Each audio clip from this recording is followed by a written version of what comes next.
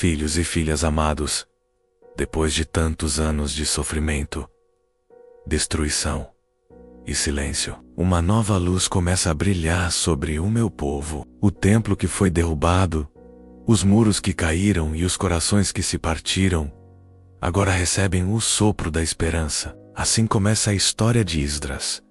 Um tempo de reconstrução, de fé e de retorno ao propósito de Deus. Por longos anos, Israel esteve no exílio da Babilônia. As promessas pareciam distantes. O templo em ruínas parecia um símbolo de derrota, mas eu nunca deixei de ouvir o clamor do meu povo. Mesmo no cativeiro, eu os acompanhava, pois nenhum exílio é grande demais para o amor de Deus. E então, quando chegou o tempo certo, moviu o coração de um rei estrangeiro, Ciro, rei da Pérsia. Ele não me conhecia como o Deus de Israel, mas eu o usei como instrumento do meu plano. Ciro proclamou liberdade aos cativos.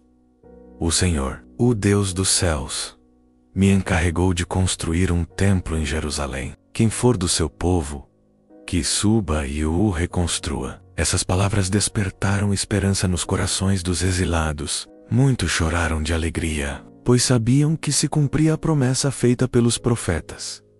O povo voltaria à sua terra. Assim começou a jornada de retorno. Homens, mulheres e crianças deixaram a Babilônia, levando consigo não riquezas, mas fé. Caminharam pelas estradas áridas, guiados pela lembrança do lar e pela certeza de que eu estava com eles. O caminho era longo, mas cada passo era um ato de adoração. Quando chegaram a Jerusalém, encontraram uma cidade ferida, coberta de escombros. O templo que antes resplandecia agora era apenas um monte de pedras queimadas. Muitos choraram ao ver o que restava da casa do Senhor. Mas mesmo entre as ruínas, sentiram que Deus ainda estava ali. E então, com coragem, lançaram o alicerce do novo templo. O som dos cânticos ecoava entre os destroços. Uns choravam de saudade do antigo templo.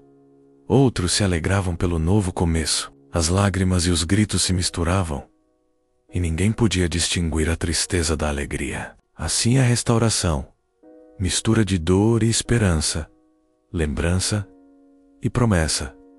Mas logo vieram as dificuldades. Povos vizinhos tentaram impedir a reconstrução. Fizeram intrigas, ameaças e enviaram cartas ao rei da Pérsia, tentando paralisar a obra. E durante anos, o templo ficou inacabado. Muitos se desanimaram e voltaram às suas rotinas, esquecendo o propósito pelo qual haviam retornado. Quantas vezes, filhos meus, o desânimo tenta apagar o fogo da fé que um dia ardeu em seus corações. Então levantei profetas, como Ageu e Zacarias, que lembraram o povo.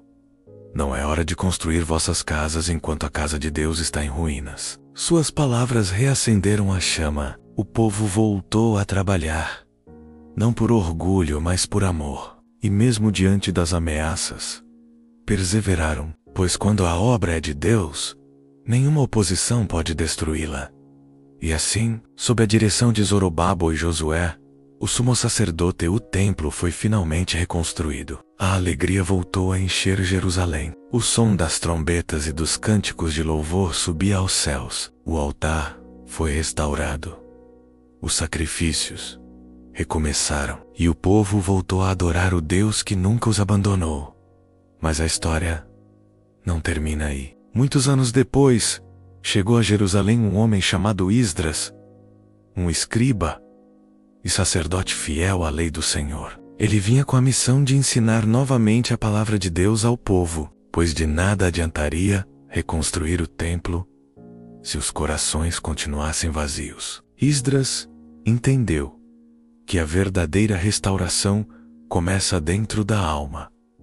Esdras era um homem de oração, dedicado às Escrituras e guiado pelo Espírito. Ao ver que o povo havia se misturado com práticas pagãs e esquecido os mandamentos, ele chorou e se prostrou diante de mim, intercedendo por todos. Seu arrependimento tocou o coração da nação. O povo se reuniu, confessou seus pecados e decidiu voltar à aliança comigo. Foi um reavivamento espiritual. Um novo começo. Não apenas de muros e templos, mas de fé e compromisso. A mensagem de Esdras é eterna.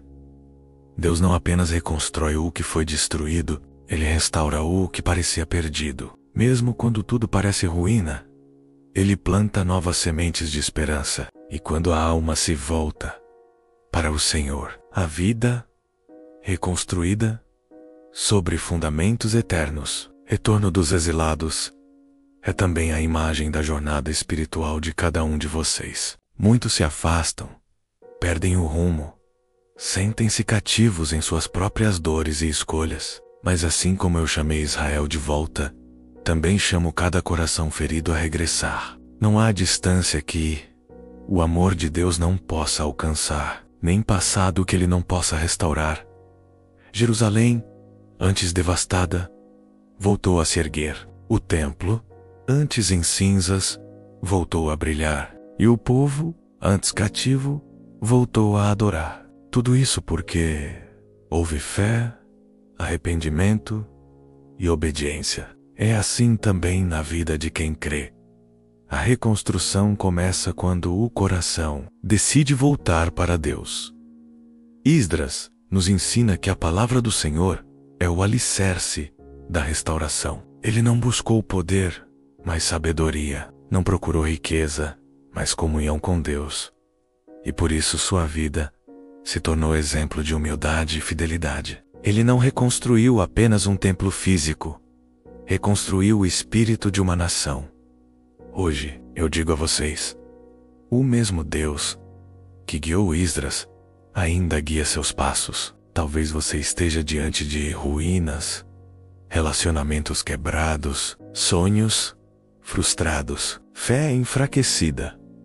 Mas lembre-se, o Deus que restaurou Jerusalém também quer restaurar o seu coração. Ele é especialista em transformar cinzas em beleza, dor em propósito e ruínas em esperança.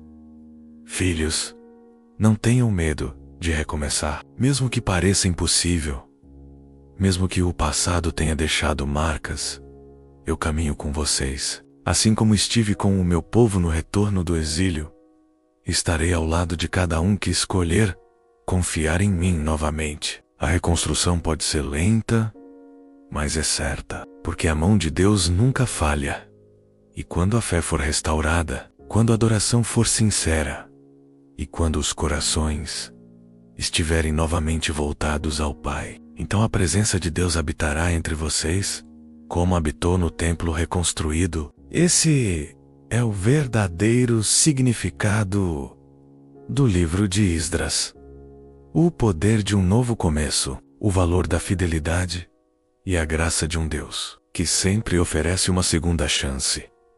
Que esta história inspire cada um a não desistir, a não se conformar com as ruínas, mas a acreditar que Deus ainda pode fazer tudo novo, porque eu sou o mesmo ontem, hoje e para sempre. E assim como reconstruí Jerusalém, também posso reconstruir a sua vida.